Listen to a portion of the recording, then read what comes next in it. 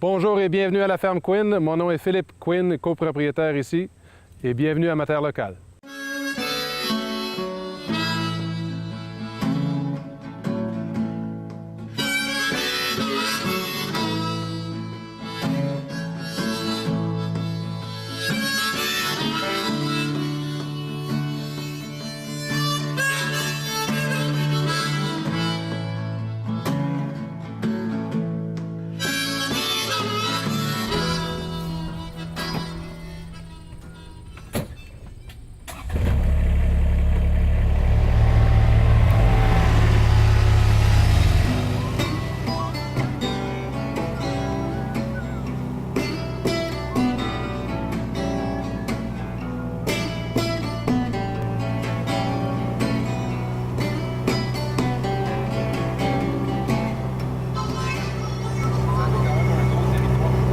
On a 130 arbres.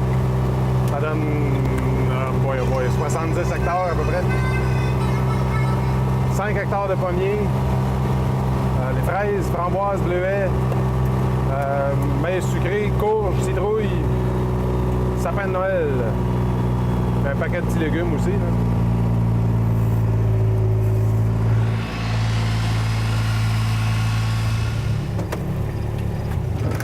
Le plus important d'activité ici à la ferme, c'est l'autocueillette. Les gens viennent profiter du beau temps et des belles pommes. Les gens viennent les cueillir eux-mêmes. Je dirais il y a 85-90% de notre volume qui est vendu directement aux consommateurs. Ils viennent les cueillir eux-mêmes. Tout ce qui est des pommes marquées, des pommes tombées, tout ce qui ont des petits défauts, ça s'en va tout soit à la cuisine ou bien dans la transformation au jus de pomme. C'est ça qu'on s'apprête à faire dans les prochains jours, notre première batch de jus de pomme. Ça va être délicieux. On aime toujours faire un mélange de variétés. Si c'est toujours une variété, que ce soit la Macintosh ou bien la Spartan ou la Lobo, pas la Red, si c'est seulement une variété dans le jus va être fade un peu. Mais si on fait un mix, une pomme surette acide un peu avec une pomme sucrée, c'est là qu'on va chercher les nuances de chaque variété, puis ça fait un jus qui est vraiment, vraiment délicieux. C'est comme ça qu'on aime se démarquer avec des produits délicieux tout le temps. Alors, je dirais on a juste en bas de 60 variétés ici à la ferme. Donc, les différentes batches de jus, les différentes nuances vont changer à travers la saison. Là. Il va être un petit peu plus acide en début de saison, puis très, très, très sucré vers Noël. Là. Les dernières batches, c'est vraiment sucré. Je dirais, là, à temps plein à l'année, on est 20 personnes ici à la ferme. Dans le gros de la saison, dès la semaine prochaine, on monte à 50-60 sur le payroll comme il faut. Avec le plus grand volume de clientèle, on a un plus grand volume d'ouvriers aussi. À partir du stationnement, aller jusqu'à la production de jus de pomme, dans la cuisine aussi, la vente des billets, la vente, s'occuper des gens ici dans le verger, bouger les échelles, ramasser les pommes. Toujours quelque chose à faire. C'est plus d'ouvrage, ça demande beaucoup plus d'ouvrage faire la vente directe, mais on va chercher la marge de profit qui n'est pas là pour les gens qui font la vente en gros. C'est ce qui nous permet de vivre, de faire vivre plusieurs familles ici à la ferme. On a beaucoup d'employés, puis il y a mes parents aussi qui vivent de ça, qui continuent à vivre de ça. Mon frère qui vient donner un coup de main l'automne. Puis on est près de la ville. La terre, ça vaut beaucoup plus d'argent qu'en banlieue. Où, on peut se permettre de payer un petit peu plus cher pour la terre si on fait la vente directe. Puis on peut se permettre un petit peu de s'occuper de notre famille. Dans le domaine agricole, on a toujours de la misère. Il y a beaucoup de divorces. Il y a beaucoup de parents qui ne parlent plus à leurs enfants, beaucoup d'enfants qui ne parlent plus à leurs parents, un petit peu de rancune. On peut se permettre de prendre un petit peu plus de temps relax l'hiver. Vu qu'on fait de la vente directe, on peut s'occuper de notre famille aussi. C'est bien important. Moi, mon nom, c'est Philippe Quinn. Mes parents ont commencé en 1982. Ils ont commencé avec rien. Il n'y avait absolument rien. C'était des champs complètement ouverts. Il n'y avait pas de chemin, il n'y avait pas de brise-vent, il n'y avait pas de bâtiment, il n'y avait aucun verger. C'était seulement des terres. Ils ont commencé avec rien. Ils ont travaillé énormément fort. Et puis, j'en suis reconnaissant. Merci beaucoup. Puis on continue avec la même mentalité. On travaille très fort pour ce qu'on fait. puis on en est fiers. Notre travail dans le verger, on dirait que ça ne s'arrête jamais. Là, on a un petit délai, là, un petit répit mois de janvier, début février, mais les premières belles journées, les belles journées ensoleillées du mois de février, là, on sort dans le verger, c'est là qu'on fait notre taille. On va couper les gourmands. Dans le centre de l'arbre ici, les gourmands, l'idée c'est de les enlever pour laisser rentrer la lumière un petit peu. Les branches qui sont trop basses, les branches qui sont endommagées, les branches qui sont mortes, faut tout nettoyer ça. C'est un entretien qui est laborieux, qui prend beaucoup de temps. Près de 7500, 8000 pommiers à cette heure. Je dirais là, à 3 gars, on travaille, oh boy, 2 mois à temps plein là-dessus. Ouais. Des scies à chaîne, on a des sécateurs pneumatiques aussi avec un gros reel avec la hose. On fait beaucoup plus de... On arrache à cette heure les branches. Si on peut voir ici, là, les branches, on les arrache. Puis la plaie un petit peu plus grande, c'est une plaie qui est plus naturelle que d'une coupure. On dirait que ça guérit un petit peu mieux. On coupe moins, on arrache plus. C'est pas ce qu'on pense, là, mais ça marche mieux comme ça. Nous, on est relativement chanceux. À l'île Perrot aussi, on a un petit peu de compétition, mais c'est de la compétition saine. On ne se donne pas de mauvais coups. Puis on a un marché de proximité, là, des milliers de gens très près de chez nous. Mais tandis qu'en banlieue, au nord de la ville ou bien à l'est de la ville ou même au sud, là, dans la région de Franklin, la compétition est un petit peu plus féroce. Mais nous, on se tient un peu mieux. Comme c'est là, on vient tout juste de terminer notre taille d'été. La taille d'été, c'est de bien enlever les gourmands. Il en reste quelques-uns ici. Les gourmands, on essaie toujours de les enlever pour laisser rentrer la lumière, laisser pénétrer la lumière pour faire de la belle couleur sur nos pommes. C'est bien important d'avoir des pommes colorées. Et puis, ça les rend plus visibles aussi pour la clientèle quand ils viennent faire l'autocueillette. C'est plus facile de voir les pommes, c'est plus facile de rentrer à l'intérieur de l'arbre. Ça nous aide beaucoup aussi pour le contrôle de la tavelure. Si le soleil est capable de rentrer dans l'arbre, ça va sécher le feuillage beaucoup plus vite. Puis la tavelure, c'est un champignon qui va s'attaquer en premier au feuillage et plus tard aux fruits. Donc, si on a une belle petite cheminée, là, sans feuillage, sans gourmand, sans point de fructification au centre de l'arbre, ça va permettre de sécher plus vite. Il y a beaucoup de bénéfices à enlever les gourmands. Ensuite, ce qui est plus bas, les branches qui sont vraiment plus basses, près de l'herbe, il faut les raccourcir un petit peu. Ça, on fait ça plutôt à l'hiver. Puis les branches qui sont dans le chemin, qui vont frapper les tracteurs, ça, on va les raccourcir un petit peu. On va juste les amener à un beau bourgeon de fructification. Celles-là aussi, on peut raccourcir un peu. Les branches plus basses, vu qu'elles sont pleines de pommes, on ne fera pas ça l'été. Ça va être plus tard, soit tard à l'automne ou bien durant notre taille d'hiver. Juste question de garder l'arbre un petit peu plus haut. Là. Si les branches sont tous dans l'herbe, c'est pas plaisant à récolter, c'est pas plaisant à faire l'entretien. Juste des raccourcir un petit peu, là, comme ici. Ça va aider. Oui, il y a des variétés qui sont plus spécifiques à différents usages. Pour le jus, peu importe, ça ne dérange pas, on peut mixer, c'est toujours bon d'avoir un bon mix. Mais si on fait de la tarte, Macintosh, on ne prend pas la Macintosh pour faire de la tarte, ça va faire une soupe. C'est une pomme qui ne se tient pas dans la cuisson. Tandis que la Cortland ici, ou bien la Lobo pour la Red, ils vont se tenir un petit peu plus. La meilleure, ça va être la Northern Spy. C'est une variété british, une variété britannique. Elle est bien acide, ça va donner un bon goût de pomme à la tarte, puis elle se tient, là, elle reste croquante après la cuisson. Macintosh, très très bonne à manger, bonne à faire le jus. Spartan, délicieuse à manger, elle a un arôme incroyable, la saveur vraiment bonne aussi. Mais en général, pour la transformation, que ce soit les tartes, les muffins ou bien les croustades, on essaie de prendre des pommes qui vont se tenir un peu mieux. Comme j'ai mentionné tout à l'heure, on tourne autour de 7500, 8000 pommiers en total. Là. Puis juste en bas de 60 variétés, on a quelques nouvelles variétés. La Sweet 16, on a la Q300, ce qui vient de la nommer, la Rosinette. Rosinette, c'est bien ça. On a les vieilles variétés du terroir aussi, la Golden Russet. on a la belle de Boscop, on a la Delcorf, ce qui est une variété française aussi. On a bien sûr la Ginger Gold, Honey Gold. Il y a aussi, c'était quelle d'autre? La plus populaire de nos jours, c'est la Honey Crisp. Ça, c'est une pomme qui est très dure à faire pousser. Elle a toujours une carence en calcium, magnésium, tous les micro-éléments. Là, on dirait qu'elle a toujours de la misère. Mais le fruit est tellement délicieux, là, ça vaut la peine de la faire pousser. Faut se démarquer. Dans le domaine agricole, c'est dur c'est dur d'aller chercher une marge de profit raisonnable. Donc, il faut se démarquer, il faut justifier un prix un petit peu plus élevé, il faut se mettre à part des autres pour attirer les gens. Puis les gens aiment beaucoup ça aussi, d'avoir une sélection, que ce soit dans le maïs aussi. Les pommes, on est habitué de voir une sélection, là.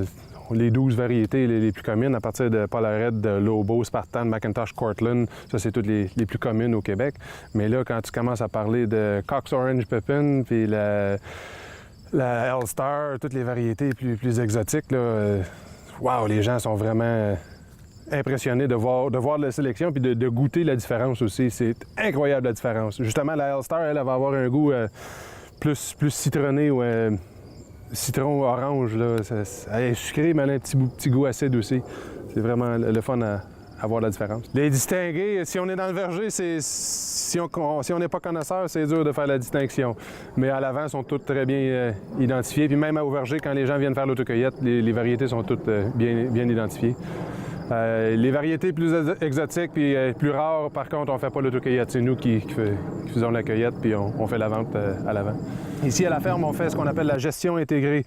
On va vérifier, voir les seuils pour différents insectes et différentes maladies. Il y a toujours des seuils à respecter. Si on met des trappes de phéromones, si on a un certain nombre d'insectes dans la trappe, si c'est en bas de ce nombre-là, ça ne vaut pas la peine de traiter. Le traitement va te coûter plus cher que les pertes. Mais tandis que si le seuil est plus élevé que ce qui est déterminé, c'est là qu'on va commencer à avoir des pertes très importantes. C'est là qu'on peut commencer à penser à des traitements là, pour contrôler les insectes. Sinon, on va avoir des pertes trop importantes. Puis il faut s'assurer d'avoir des belles pommes pour la saison pour pouvoir faire les paiements. Une des choses qu'on a commencé à faire, c'est qu'on coupe plus l'herbe durant la saison. Là, on s'apprête à faire la récolte ici en fin de semaine. On vient tout juste de couper le gazon. C'était la première fois. On peut voir en dessous des arbres, c'est encore un petit peu comme du foin. En laissant l'herbe, on a des insectes bénéfiques qui vont vivre dans l'herbe. On a même les insectes nuisibles, ils vont avoir autre chose à manger que seulement des pommes si on a une bonne flore, une bonne variété de fleurs, que ce soit les graminées dans les gazons ou bien les légumineuses dans le trèfle. On a beaucoup de trèfle aussi. Si on a un club de golf avec du gazon long comme ça, puis on a seulement des pommes, bien, les insectes qui n'ont pas le choix, ils vont être dans la pomme. Tandis que si on laisse de l'herbe un petit peu plus longue, le foin, ils vont avoir autre chose à manger. Il va y avoir beaucoup d'insectes bénéfiques aussi qui vivent là-dedans. En plus de laisser l'herbe un petit peu plus longue, on a des trappes à phéromones qui vont attirer les insectes pour nous donner l'heure juste sur les insectes qu'il y a dans le verger. L'idée à l'arrière de la gestion intégrée, c'est de savoir, de connaître tous les pestes, de savoir qu'est-ce qui peut attaquer notre pommier, puis de savoir les différentes manières de contrôler ces pestes-là. S'il y a des luttes un petit peu plus écologiques, comme laisser l'herbe pousser au lieu d'appliquer des insecticides, bien, on va faire ça avant d'appliquer des insecticides. L'utilisation des pesticides, c'est vraiment cher, puis ça nous affecte nous en premier, avant qui que ce soit. Il n'y a pas personne qui en mange plus que moi des pommes ici à la ferme. Je veux qu'ils soient sécuritaires à manger. Je veux que ça soit sécuritaire pour notre famille, en plus des familles qui viennent visiter. On va épuiser toutes les options possibles avant d'utiliser les pesticides. Quand on augmente nos connaissances dans le domaine de la pomme et puis tout ce qui s'y rattache, on peut mettre les chances de notre côté. On a vécu de très bonnes années récemment. La production plus élevée, des pertes relativement basses, mais il y a toujours des choses qui peuvent nous trébucher un petit peu. On a des très bons amis dans l'Ontario, puis même au sud, aux États-Unis, qui ont eu des pertes totales il y a 2 ans avec le gel pendant la floraison. Nous, on a été chanceux, on a allumé des feux ici, puis ça n'a pas descendu trop froid, là. Ça l'a gelé, mais pas trop dur. Eux autres, ils ont tout perdu. Il y a des fermes qui ont fait faillite, puis c'est vraiment triste, là. C'est Dame Nature qui... On travaille avec Dame Nature. Tout ça, là, ça l'a poussé cet été. Ça, c'est un arbre en vigueur. Ça l'a parti de 0, aller jusqu'à 1,25 mètres, 1,5 mètres de hauteur. Regarde, des belles feuilles immenses. Ici, on peut voir du dommage de pucerons. C'est du puceron rose. Il y en a quelques-uns qui sont encore vivants. On est tellement tard dans la saison. Et puis les nuits commencent à rafraîchir un peu. Si on avait été au mois d'août, dans les grosses canicules, on aurait fait un traitement pour protéger les arbres. Mais là, vu les nuits plus fraîches, les pucerons n'aiment pas ça du tout. Ici, on a un autre puceron, le puceron lanigère. On peut voir la petite laine qui se forme ici. C'est un puceron lanigère. Lui, en général, il va attaquer les gourmands. Et puis, vu qu'on va enlever les gourmands de toute manière, on ne fait plus de traitement pour le puceron lanigère. Ça, si on le voit dans la pépinière avec nos bébés, ça, on va faire un traitement vu que ça va vraiment affecter le jeune pommier. Mais là, vu que c'est sur une branche qu'on va enlever de toute manière, on ne fait plus de traitement pour le puceron lanigère. Puis même chose, les pucerons roses, les pucerons verts, eux autres aussi vont s'attaquer au... Oh! On peut vraiment voir ici les pucerons lanigères. Puis la feuille, elle est affectée par le puceron rose. Et puis ici, sur la branche, on peut voir le puceron lanigère. Mais les deux vont s'attaquer au gourmand, qu'on va enlever de toute manière. Donc, on ne fait plus de traitement pour ces deux pestes-là. Si on était pour voir les deux pestes dans la pépinière, sur les jeunes arbres, ça, on va faire un traitement parce que ça va vraiment affecter le frame de l'arbre. Mais ça, vu que c'est sur des branches secondaires qu'on va éliminer de toute manière, on ne traite plus pour ces deux insectes-là. Ça, ce sont tous des pucerons morts. On a vu quelques-uns de vivants tout à l'heure, mais ils sont presque tous morts. Quand on voit qu'ils commencent à sécher puis ils sont tous noirs, là, c'est vraiment mort, c'est vraiment plus un problème. J'aimerais bien vous en montrer une vivante.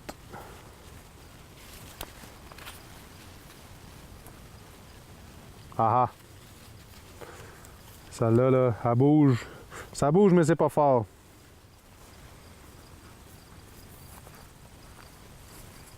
Avec les nuits fraîches, là, ça va mourir tout de suite, ça. Les nuits fraîches puis une bonne pluie, là, c'est plus un problème. Bien important quand on récolte les pommes, c'est vraiment simple. On fait seulement les tourner vers le ciel. Ils vont s'enlever très facilement. Bien important. Oups, ça c'est à éviter. On peut voir ici, le bourgeon est venu avec la pomme. Quand la pomme n'est pas tout à fait assez mûre, le bourgeon va venir avec de temps en temps. C'est pas si grave que ça si on enlève quelques-unes, mais tant que possible, on veut laisser ça sur l'arbre pour les fruits de l'an prochain. On peut voir un petit bourgeon qui commence à se former ici. Ça, c'est notre fruit de l'an prochain. En général, il faut laisser ça sur l'arbre. Ce qu'on veut pour notre commande aujourd'hui, c'est les plus médiums. Les grosses, on va garder ça pour la vente ici au comptoir. Les petites écoles, ils trouvent qu'il y a beaucoup plus de gaspillage quand on donne ça à un élève de 5-6 ans. Là. Trop de gaspillage, ils vont prendre 3-4 bouchées là-dedans puis l'acheter. Tandis que celle-là, il y a des meilleures chances de la manger au complet. Tous les pommes qui ont des dommages physiques, ça c'est accroché par un tracteur. Ça c'est une branche qui frottait sur la pomme, une branche avoisinante. Tous ceux-là, on ne les gaspille pas, ça s'en va en jus de pomme. C'est ça qu'on s'apprête à faire cet après-midi, du jus de pomme. Tout ce qui est endommagé par les insectes aussi. J'essaie de vous en trouver une pomme avec du dommage d'insectes. C'est un petit peu plus difficile, mais difficile. Il ne faut pas aller trop loin. On peut voir le feuillage est plus jaune sur notre lobo ici. On n'a pas besoin d'aller trop loin pour voir du dommage d'insectes. Comme c'est là, l'arbre a l'air en santé, mais le feuillage est un petit peu jaune. Si on regarde en dessous des feuilles, là, ça a été affecté un petit peu par un acarien. Une araignée, une toute petite araignée microscopique. Bien, microscopique, c'est vraiment tout petit. Et puis, on s'est dit qu'on est tellement près de la récolte qu'on n'a pas pris le temps d'arroser, de pulvériser contre cet insecte-là. Mais les variétés beaucoup plus tardives, comme l'Empire, on n'a pas eu le choix de protéger. Sinon, on aurait commencé à perdre du volume. Là. Les arbres ont commencé à perdre leurs fruits quand ils sont stressés. par rapport les insectes ou la sécheresse, quoi que ce soit. Là, l'insecte va empêcher la photosynthèse. Ça va peut-être affecter un petit peu notre récolte l'an prochain, mais en général, pas beaucoup, là. Les gourmands encore enlevés.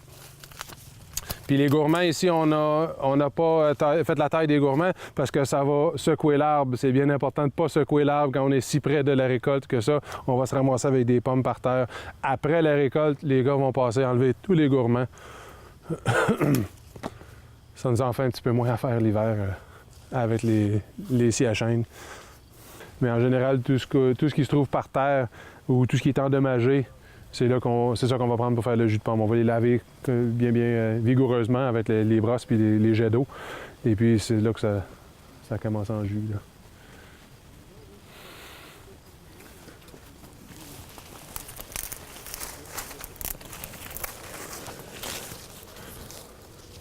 Ouais, ben justement, le thermomètre qui est ici, ça, on se sert de ça pendant la floraison. Cette année, on a été très chanceux. Pendant la floraison, il n'a pas gelé du tout. On a pu se coucher de bonne heure puis rester au lit. Mais les 2 dernières années avant ça, 2012-2013, on a eu des risques de gel très importants à la ferme. Il a fallu qu'on allume des feux puis qu'on reste debout toute la nuit à protéger les fraises, les framboises, les bleuets et le verger aussi, là. Dans les petits fruits, c'est un petit peu plus facile.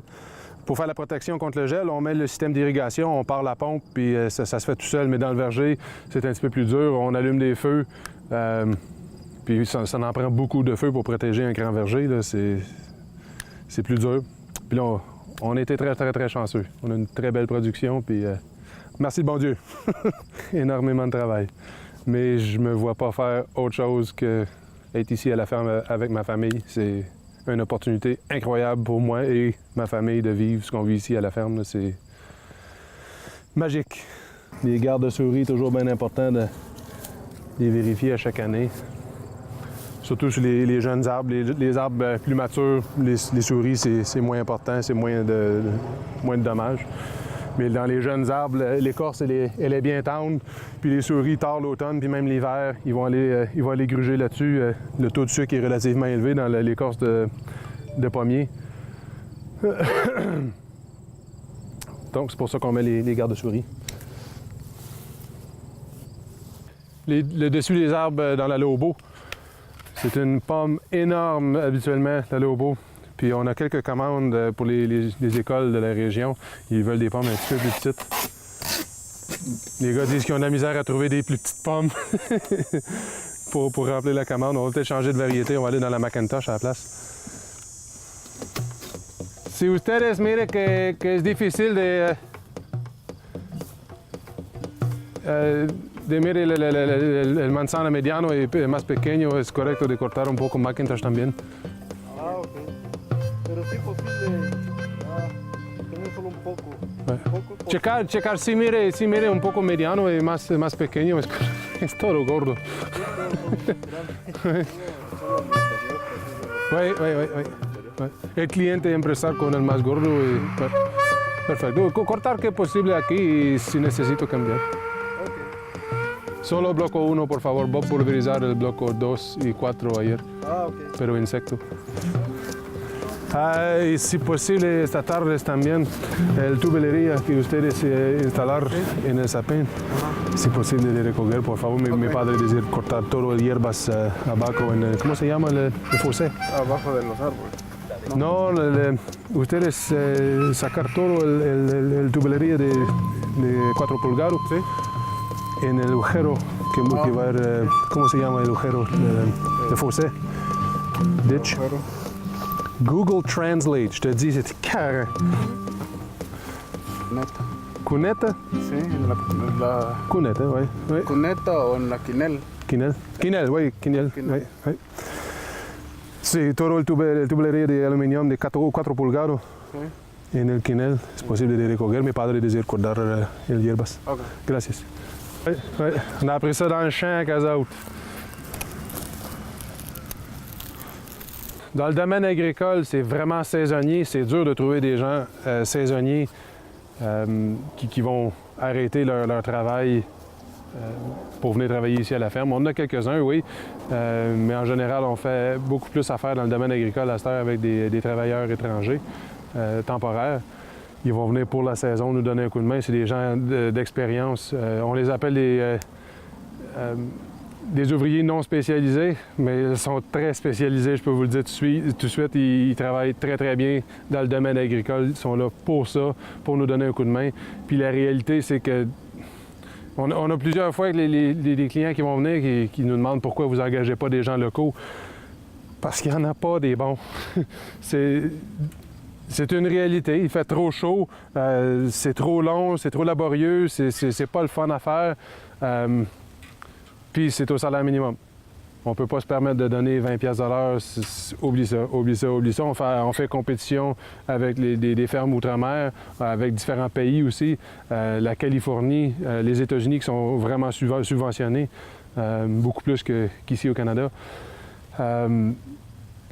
Donc, c'est une réalité de l'agriculture moderne. On n'a pas le choix de faire venir des ouvriers étrangers pour accomplir les tâches. Sinon, ça ne se récolterait pas. Il n'y aurait pas de pommes sur le marché parce qu'on a de la misère. Il y a une carence pour les ouvriers agricoles. Puis les jeunes de nos jours, ils n'ont pas besoin de travailler, ils ont tout à la maison. Il faut se garder dans la tête qu'il y en a encore des très, très, très bons. À chaque année, on va aller faire du recrutement. On va recruter 20 jeunes locaux, des jeunes Québécois. Puis on va finir la saison avec un ou deux.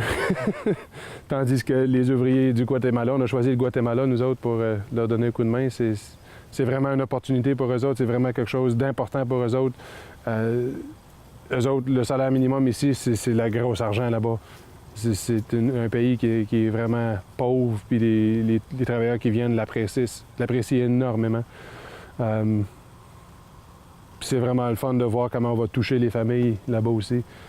C'est pas juste des gens qui viennent travailler, nous voler des jobs.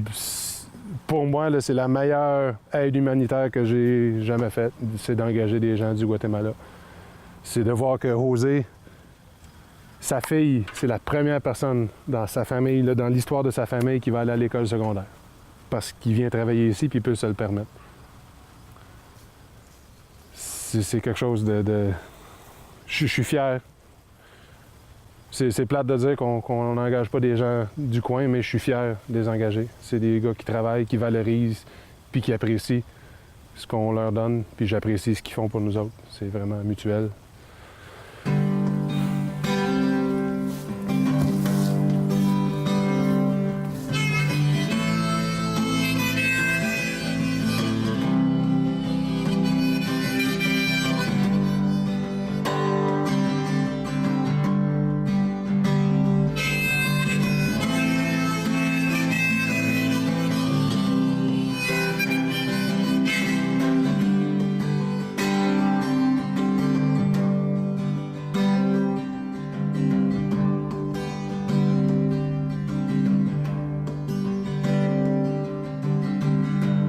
Tell me it's a game. Every day it's just the same.